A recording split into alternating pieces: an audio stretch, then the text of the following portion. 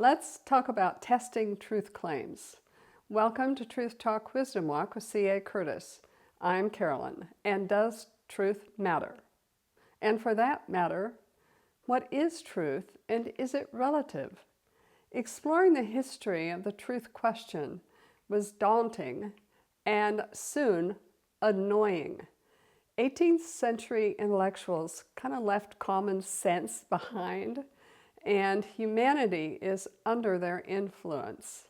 It's the kind of relativist left brain nitpicking that inspires dystopian novels like Brave New World. To simplify the debate, here are 3 tests for truth claims: correspondence, coherence, and congruence. Correspondence, it is true if it corresponds to reality or facts. Truth corresponds with actual reality. What is real is verifiable by what we see and experience. To say that rocks are rocks is true. Coherence. Coherence. It is true if it fits logically or coheres with it parts. Truth is coherent and logical if it does not contradict itself. True does not equal false is a truth claim and is true. Okay? True equals false is false. True equals true is true. Yeah, I realize that's pretty simple. Congruence and functional adequacy. It is true if it is actually livable in the real world. Truth is incongruent with the realities of life if life can't happen because you're doing that. To say that humans can breathe water is false, and the experience would lead to drowning. So, you may inhale water, but it won't work well. It's not livable. It won't work well in real life for you. We want and need to belong. Our need makes us vulnerable to deception, delusions, propaganda, and manipulation. So we need to follow the evidence and check resources. We do well to ignore smooth talk and sound bites, as well as our own need to belong and our innate fear of rejection. Follow the money to discern who's worthy of our time and support. You want to know who's paying them to do and say what they're saying. While experts wrestle over, what truth is and is not, average folks like us are busy with the realities of life and death. It is common knowledge for us that up is up and down is down. You may be confused flying blind in a blizzard, but when your feet are on the ground and all systems are working, you can tell if you're up, down, standing, or falling on your face. Life's complex, and we're faced with hard decisions between opposing forces. We hear rumors, demands, threats, and opinions about reality, and we have to dig deep to check the reports. Over 2,000 years ago, Israel was conquered and ruled by Rome. The governor, Pilate, presided over a trial recorded in Matthew 27 and John 18.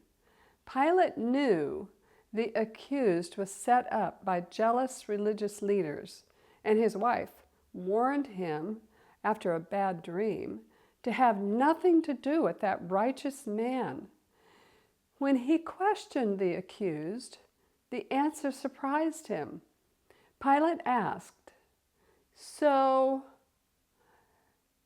you are a king?" Jesus answered, "You say correctly that I am a king.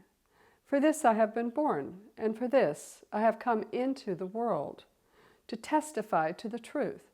Everyone who is of the truth hears my voice." Pilate asked, What is truth? He's famous for asking, what is truth? But he knew the truth.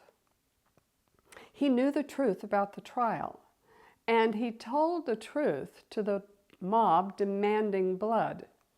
I find no guilt in him. Yet, when the hypocrites added political pressure, Pilate caved in to mob rule, and he handed Jesus Christ over for the torturous, cruel, slow death of crucifixion.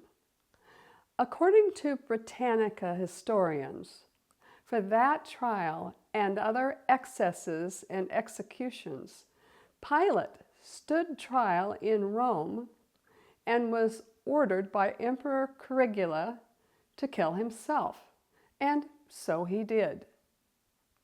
Usually we know when we're lying or telling the truth about others or ourselves. Our body tells us. We weaken, we fidget, we stare or blink too much. So truth is what is, and is something we can love and pursue, or fear and hate, if it reveals something about us that is weak, awful, or evil. And if I'm willing to love truth enough, more than my own pride or comfort, it protects me from self-deception. Truth can set me free from all manner of stupid, wasteful, futile, and vile acts. And truth has set me free from deserved consequences, and truth offers me mercy and hope. It matters because the consequences of not knowing or choosing rightly between true and false can be the difference between life and death. There's always a price to pay for deception of ourselves or of others. Some people know this and live this truth. We don't eat dung or drink sewer water for good reason. We may drive too fast, take risks at stop signs, but we don't swim in boiling water. We have our limits. Opinions, meanwhile, have their place, and it's a starting point for sharing ideas and feelings and energizes the search for truth. But is truth relative? That's an important question today. Depends on what you mean by relative. Relativists may insist there's no such thing as absolute truth. That statement is a truth claim which negates itself and fails the correspondence test. Relativists may say truth claims are relative because truth is a social construct made up by people, dependent on culture and context. Any standard you choose is right for you. However, the theory of truth as a social construct is itself socially constructed. Plato argued against relativism as self-refuting, and it fails the coherence test. Einstein believed the theory of relativity did not support relativism because, to quote him, physical laws are constant and universal, not relative. Moral relativism is both controversial and influential. This form of relativism undermines ethics and moral behavior for right living, blurring distinctions between right and wrong, good and bad. Tolerance of immorality is the new high virtue. What was once called good is now called bad as our culture decays from within, failing the congruence test. It's not congruent and has no functional adequacy. Immorality limits survival. Is the goal of a relativist to nullify, not clarify truth claims? Objective and verifiable truth claims will pass the 3 C's test for correspondence, coherence, and congruence. Know your sources. Use logic, weigh ideas, and reason among yourselves with just scales. However, humbled by the truth of our human limitations, it helps to remain open to ideas beyond logic and reason. And here's a poem that I wrote to ponder. Truth is relative. Whose? Not mine. With relatives like that, who needs creator or design? Yet, truth is relative. Relative to what, you ask? To life and love and every simple task.